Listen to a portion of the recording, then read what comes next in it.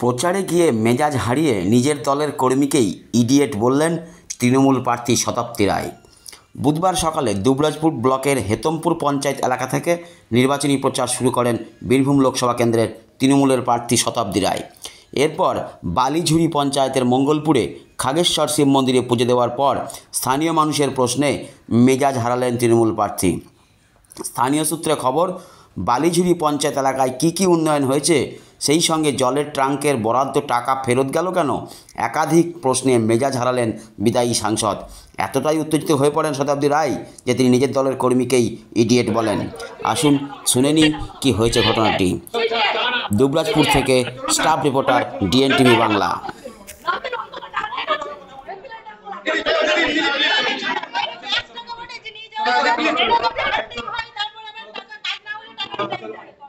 ঠিক আছে, আর কিছু বলবো না, আর কিছু বলবো। ঠিক আছে, উনি উত্তর দিয়ে দিয়েছেন, কি দিয়েছিলেন উনি, কি দিয়েছেন সেই উত্তর আমাকে দিয়ে দিয়েছেন, আর আমার কিছু বলার নেই। আমি বললাম যে আপনি যে এই কাজগুলা করেছেন তো তার কোনো প্রচার নাই কেন, দলের লোকে প্রচার করে না কেন যে আমি এই কাজগুলো করেছি? তাহলে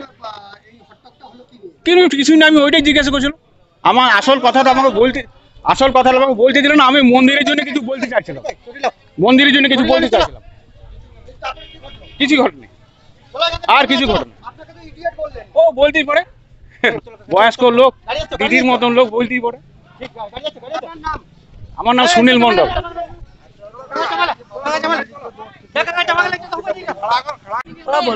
উনি বলছেন যে ট্যাঙ্কের টাকা দিচ্ছিল রাতের অন্ধকারে টাকা ফেরত নিয়ে গেছে। এটা তো হয় না, এটা তো ব্যাংক টু ব্যাংক ট্রান্সফার হয়, এটা কি আর ক্যাশ টাকা ফেরত নিয়ে যাওয়া? সেজন্য আমি বললাম আপনি ভুল কথা কেন বলছেন। তো উনি এসছেন, বলছেন না আমি ওটা মানে করতে চাই না, আমি কি বলেছি বলছে। আমি ওর সাথে কথা বলবো, এটা আপনার জন্য নয়, ঠিক আছে? আপনারা দেখানোর জন্য তো আপনারা বিশাল করবেন, কিন্তু আমি ওনার সাথে কথা বলছি, উনি এসছেন আমার কাছে।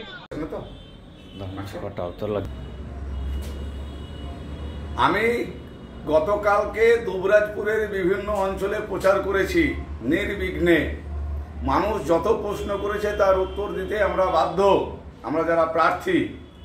শুনলাম আজকে মাননীয় শতাব্দী রায়কে দুবরাজপুরের একটা অঞ্চলে বিক্ষোভ দেখিয়েছে এবং শতাব্দী রায় নাকি তাদের কর্মীকে এবং ভোটারকে ইডিয়েট বলেছে।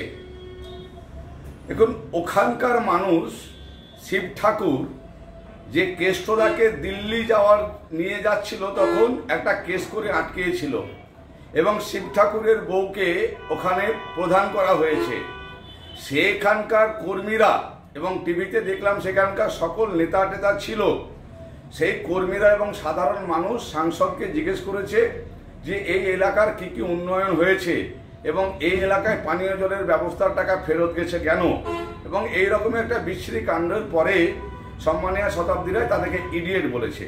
দেখুন, আমি প্রত্যেকটা ক্যান্ডিডেট এবং সাংসদদের বড় দায়িত্ব হলো যেখানকার মানুষ আপনাকে তিনবার ভোট দিয়ে আপনাকে লোকসভায় পাঠালো, সেখানকার মানুষের অবশ্যই অধিকার আছে আপনাকে প্রশ্ন করা এবং আপনি বাধ্য সেই প্রশ্নের উত্তর দেওয়া।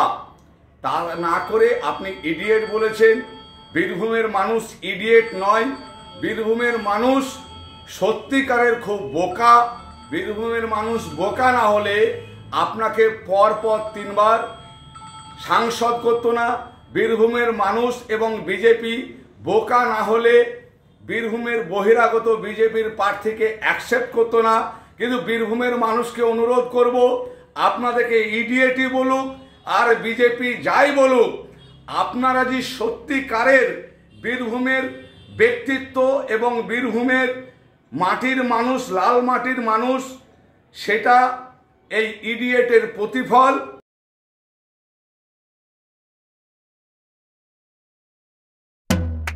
TNTV presents TSD TNTV Shorts Daily। এখানে আপনি প্রত্যেকদিন 1 মিনিট TNTV সঙ্গে জোড়ার সুযোগ পাবেন। হাসি ঠাট্টা হই হুল্লোড় ইনফরমেটিভ মজাদার সব রকম খবর দিয়ে আপনার জীবনের সেরা 1 মিনিট গড়ে তোলা হবে। দেখতে ভুলবেন না কিন্তু টিএসডি, সারাক্ষণ সংবাদ পরিবেশন।